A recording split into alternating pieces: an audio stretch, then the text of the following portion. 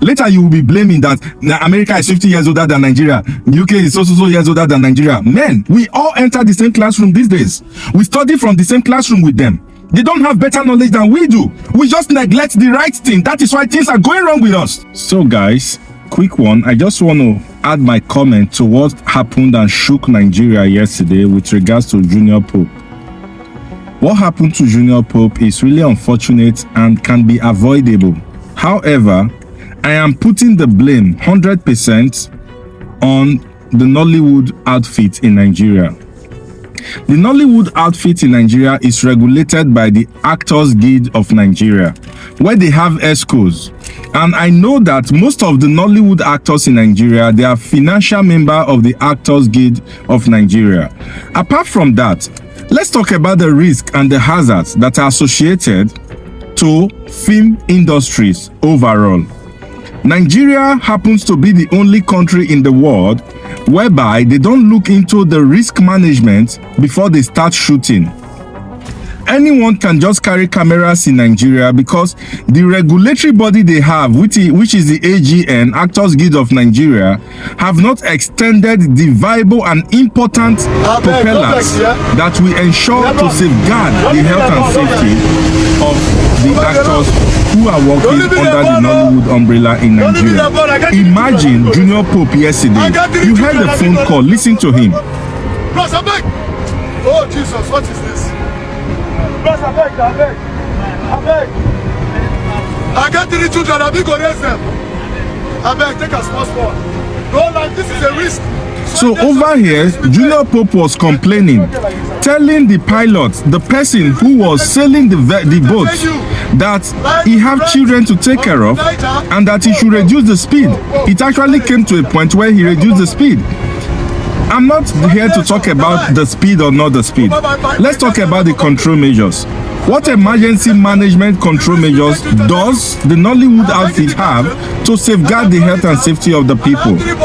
Do they have CPRO trainings, first aid training, firefighting management trainings, or having these firefighting arrangements, first aid arrangements in place? Now, what about the basic, the last line of defense when you are working in an industry that's prone to hazard? The last line of defense out of the 5 hierarchy of control is the use of personal protective equipment, PPE. In this instance, they would have worn appropriate floating devices like life jackets. In this case, he didn't wear anything. Even the person piloting the boat didn't wear any form of floating devices. There were no PPE used while going to location or coming from location. Hence, when this accident happened between collision from 2 boats, probably may lead to drowning. If the young man was wearing his life jacket, probably he will be afloat and he can be easily picked once the collision happened and rescued on time. Secondly, you are taking your workers to work in the sea, the river Niger, and you don't have emergency backup. There is no emergency boat to follow the crew to make sure if anything happens, they can be rescued. You don't have any medical team going with the crew. You don't have any risk assessment to identify the hazards and provide proper control measures so that in case anything goes wrong, people can be safe. I carry out a lot of risk assessment for various industries, including film production industries. People who carry out activities that are prone to risk. For example, in Nollywood, I am very much aware that they do a lot of fireworks. They work inside the sea, they work in the waters, they work in areas where they are exposed to different hazards. Again, let me tell you something again, whereby the activity exposes the operatives, which is the actors or whatever you call them, and the crew to any certain level of hazard, a risk assessment must be documented. Now, as seamless as it is over here in the Western countries, before they go to the scene, the location where the activity will happen, the risk assessor is supposed to visit the site location and see whatever arrangements they have and draft out a proper risk assessment which they will discuss prior to starting of the activity. For example, some of the risk assessments I do, I just go to the location. If they will need to carry out any stunt as part of the scene during the production, I will assess the height of the stunts. I will look at the area. Are there going to be fireworks? Are there any possibility of this fire spreading from point A to point B? Is the work terrain safe enough for people to walk? Are there trip or slip hazards? Are there chemicals? Are there biological agents that may expose the people, or boat overturning that may lead to drowning? We assess all these things. Once we assess them, we identify all the hazards related to the task, and we give proper control measures. Those control measures will be followed to the letter.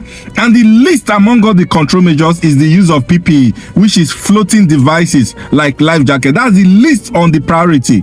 We start from the elimination of all the possible hazards. Where you cannot eliminate, you substitute. Now, if the activity requires us to walk in the sea, we may substitute to use a bigger swimming pool, whereby the edges will not be videoed and they will still animate it. So you substitute and you reduce the hazard.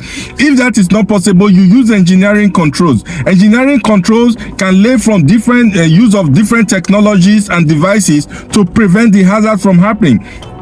If plus minus, the next step is administrative control, where you have your risk assessment, you have your safety operating procedures, where you have your toolbox talk, where you have your training, where you have all these things available. And the last one is the PPE. So I'm telling you, even the least of the hierarchy of control is unable to be on ground for this activity. Hence, we have lost someone. I'm putting up this on the Nollywood outfit, the Actors Guild of Nigeria. You have a platform. I know this is not time to blame, but wake up. This can happen to another person. When you guys are considering your outfit, you should also look into the health and the safety of your actors and actresses. It is very important. Even these days, we are scared. I have another brother who is an actor. He has been in the industry since 1999. Look at my face. Most of you will know him. Look at my face. You can mirror my face and you will know who I'm talking about. I just don't want to call names here. But the truth is, whenever you see these top guys having one sort of issues, I am really scared that what is the future for these actors? Where there are no procedures, where there are no regulations, things will definitely go wrong.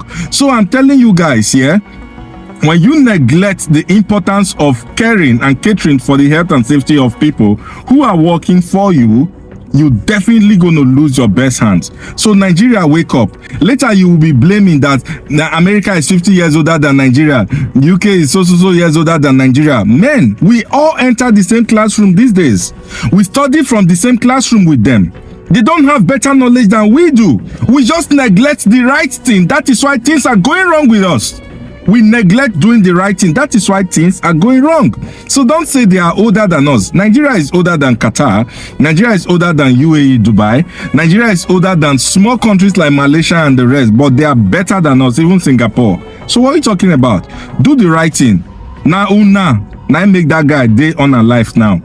Because you have failed to put the right things in place.